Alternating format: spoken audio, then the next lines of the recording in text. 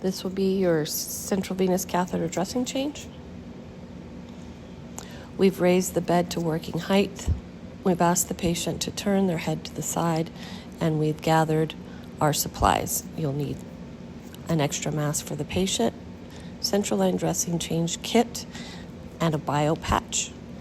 Clean the table before use. Again, make sure the patient's head is turned to the side. Apply your mask to your patient. Your mask will be inside the central line dressing kit. We've examined the site to make sure there's no swelling, no drainage, and that both or all three of the clamps are clamped. Now we will remove the dressing. It's hard to take off on a mannequin, but we're going to start from the edges, and then we'll work our way to the center. Central lines are actually almost always sutured into place or have some kind of securement device such as a stat lock. So you'll see me trying to peel off the tape from the mannequin. It comes off people a lot easier.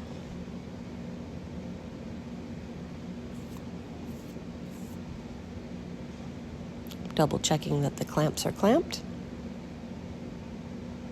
Now we're holding securely and pulling off the dressing. The site is benign. We looked at it. The sutures are intact even though there's no sutures on this mannequin. Now we can begin our central line dressing change.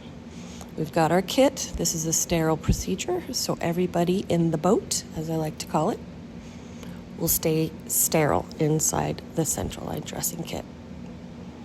There's our bio patch, an extra pair of non-sterile gloves, and hand hygiene.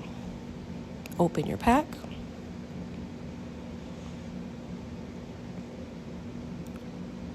Open the bio patch and drop it in the boat.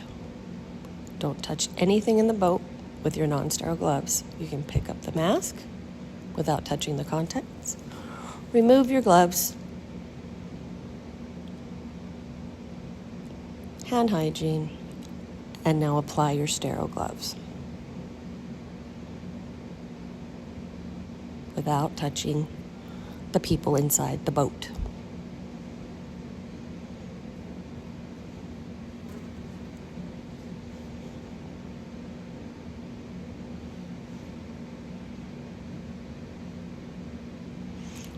For those of you with bigger hands, you may want to grab your own pair of sterile gloves. Know your size. I'm a 7.5 in surgical gloves.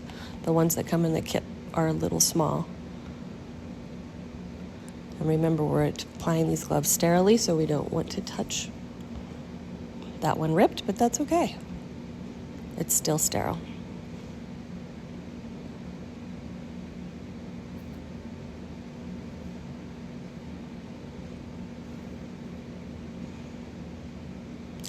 Now we get the sterile drape. Ooh, that bio patch almost fell off.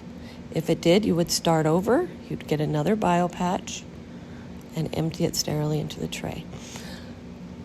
We take the drape and we lay it across the chest.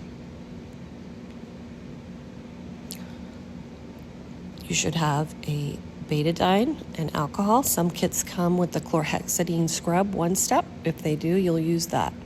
If not, continuing to practice sterile technique, you're going to open the betadine and the alcohol swabs and kind of release them so they're easy to get out. Put them back in the tray. Make sure that everything stays sterile.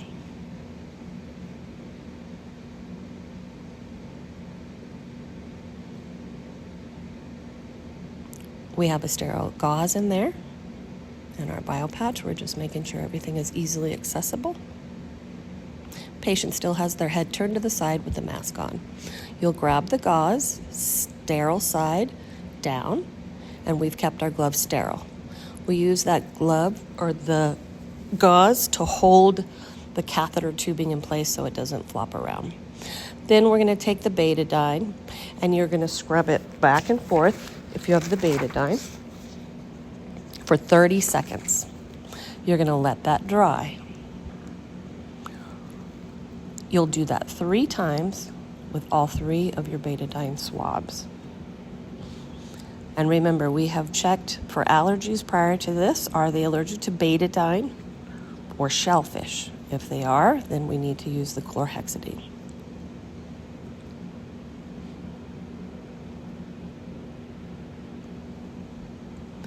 See, even the experts have trouble. As long as we maintain everything sterilely, we're good to go, even if there's a little bit of hiccups in it. Then we're going to take our alcohol. We'll do the same thing, all 3 swabs, and we're going to scrub for 30 seconds. For the sake of time, I'm just showing it quickly done, but you'll do it for 30 seconds with betadine, 30 seconds with alcohol. Then we're going to let it dry.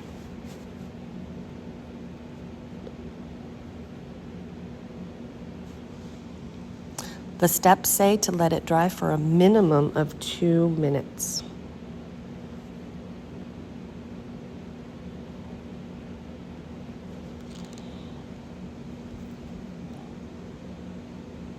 Then we're going to take our BioPatch, see how it's split, maintaining sterile technique.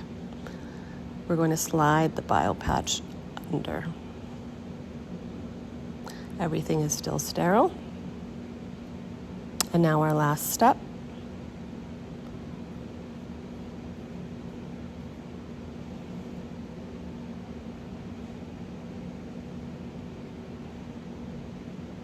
We're going to place the transparent dressing over the site.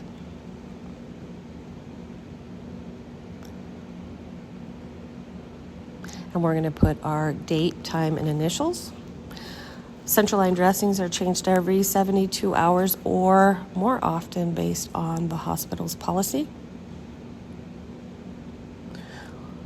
Once the dressing's in place, you're going to take your tape measure and you're going to measure the length of the catheter that's inserted into the patient. So from the insertion site to the very tip of the plastic triangle, and we'll measure that over the dressing. We're going to compare that number to the chart. When they place the central line, they always document how much is out of the body or how much of the catheter itself. So that way we can check for migration if we pulled it out basically while we were changing it. And that's it.